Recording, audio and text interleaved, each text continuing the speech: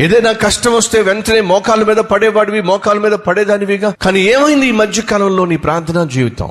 నీ కళ్ళ ముందే దారుణాలు జరుగుతున్నాయి, పరిస్థితులు చేజారిపోతున్నాయి, పరువు పోయే పరిస్థితి నీ కళ్ళ ముందు దాపరించింది. నీ ఉద్యోగంలో సమస్య, నీ ఆరోగ్య విషయంలో సమస్య, నీ శరీరంలో సమస్య, నీ ఇంటిలో సమస్య, నీ బిడ్డల జీవితాల్లో సమస్య, వారి కాపరాల్లో సమస్య.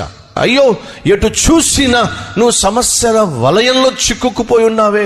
ఇంత తీవ్రమైనటువంటి సమస్యల గుండా వెళుతూ కూడా ఎందుకని నువ్వు మౌనంగా ఉంటున్నావు? నీ బుర్రకు పని చెప్తున్నావు కానీ నీ మోకాళ్లకు ఎందుకు పని చెప్పటంలా? నీ ఆలోచనలకు పని చెప్తున్నావు కానీ నీకంటే మహా గొప్ప ఆలోచనకర్త అయినటువంటి దేవునికి ఎందుకు నీకున్న సమస్యను చెప్పుకోవట్లా? నీ భారము యెహోవా మీద మోపుము, ఆయనే నీ భారమును మోస్తాడని చెప్పాడుగా. మరి నీ భారాన్ని ఎందుకు దేవునితో పంచుకోవట్లా?